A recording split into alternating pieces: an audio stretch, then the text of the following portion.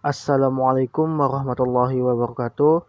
Nama saya Wahyu Herdiansyah dengan NIM 1191-2020, kelas 5A, jurusan HKI IAIN Pontianak. Saya akan membahas tentang wakaf perspektif mazhab Hambali. Definisi wakaf. Wakaf adalah melepaskan harta yang diwakafkan dari kepemilikan wakif setelah sempurna prosedur perwakafan. Wakif tidak boleh melakukan apapun terhadap harta yang diwakafkan, seperti perlakuan pemilik dengan cara pemilikannya kepada yang lain. Jika wakif wafat, harta yang diwakafkan tersebut tidak dapat diwarisi oleh ahli warisnya. Wakif menyalurkan manfaat harta yang diwakafkannya kepada mauquf alaih atau penerima manfaat wakaf sebagai sedekah yang mengikat, di mana wakif tidak dapat melarang penyaluran sumbangannya tersebut. Apabila wakif melarangnya, maka qadli atau pemerintah berhak memaksanya agar memberikannya kepada mauquf alaih. Mazhab Hambali berpandangan bahwa wakaf adalah ibadah umat Islam. Dengan demikian, wakaf orang kafir untuk masjid adalah sah karena itu merupakan ibadah dalam pandangan Islam. Sedangkan wakaf orang kafir untuk gereja adalah tidak sah karena bukan ibadah menurut Islam. Selanjutnya adalah wakaf tunai.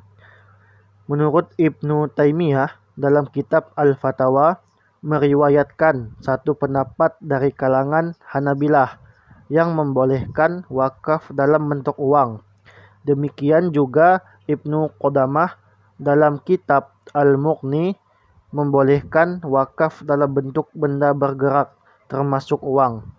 Dengan demikian, kiranya dapat dipahami bahwa wakaf tunai itu hukumnya adalah boleh, sebab tujuan disyariatkannya wakaf itu sendiri adalah menahan pokoknya dan menyebarkan manfaat darinya.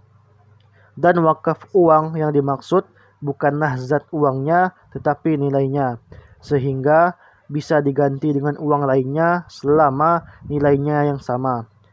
Bahkan golongan Hanabilah membolehkan menjual benda-benda bergerak dan benda-benda tidak bergerak yang bisa ditukar dengan benda lain sebagai wakaf apabila ditemui sebab-sebab yang membolehkannya. Misalnya, meja yang diwakafkan ke masjid apabila telah rusak dan tidak bisa dimanfaatkan lagi, maka boleh dijual dan hasil penjualannya dapat dibelikan lagi dengan barang lain yang lebih bermanfaat untuk kepentingan bersama. Hadis yang menjadi acuan kalangan ulama Hanabilah yaitu hadis Nabi SAW kepada sahabat Umar bin Khattab radhiyallahu anhu. Dari Ibnu Umar radhiyallahu anhu dikatakan bahwasannya Umar bin Khattab telah mendapat sebidang tanah di Khaybar. Lalu beliau bertanya kepada Rasulullah SAW, "Apa perintahmu ya Rasulullah kepadaku berkenaan dengan tanah yang saya punya ini?" Lalu Rasulullah SAW menjawab, "Jika engkau suka, tahanlah tanah itu dan engkau sedekahkan hasil manfaatnya." Maka dengan petunjuk Rasulullah SAW, lalu Umar mensedekahkan manfaatnya dengan ketentuan bahwa tidak akan menjual tanahnya, tidak pula menghibahkan dan mewariskannya.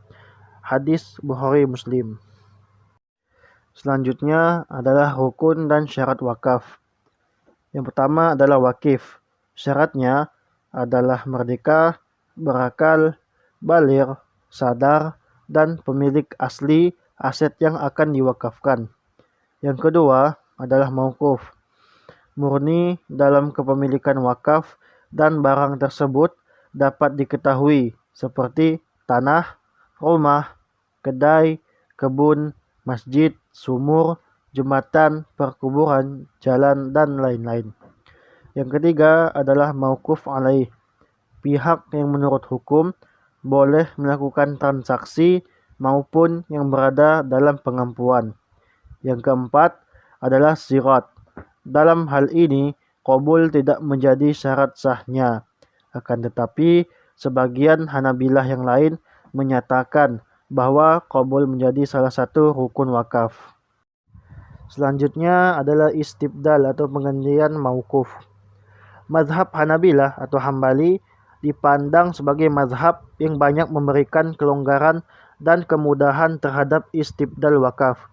Meskipun pada dasarnya tidak berbeda jauh dari tiga mazhab yang lain, mazhab Hanafiyah, Malikiyah, dan Syafi'iyah, yaitu sedapat mungkin mempertahankan atau istibqa keberadaan barang wakaf tetap seperti semula, mengikuti prinsip dasar wakaf, yakni habsul asli. Namun, apabila terjadi perubahan kondisi barang wakaf itu, seperti hilangnya kedayagunaan dan kemanfaatannya, atau ada situasi darurat yang menimpa barang wakaf, seperti diperlukan untuk perluasan masjid atau pelebaran jalan, maka sikap mazhab-mazhab tersebut berbeda satu sama lain, dan mazhab Hanabilah dipandang sebagai mazhab yang paling banyak memberi kemudahan, terutama dalam melakukan penggantian dan penjualan barang wakaf, dan pada khususnya masalah penggantian dan penjualan masjid serta barang-barang yang berkaitan dengan masjid. Al-Murdawi dalam Al-Insaf mengatakan, tidak boleh menjual barang wakaf kecuali apabila tidak ada lagi manfaatnya, maka boleh dijual dan harga penjualannya dibelikan gantinya. Demikian juga halnya kuda wakaf yang sudah tidak layak lagi untuk perang, maka boleh dijual dan dibelikan kuda lain yang layak digunakan jihad.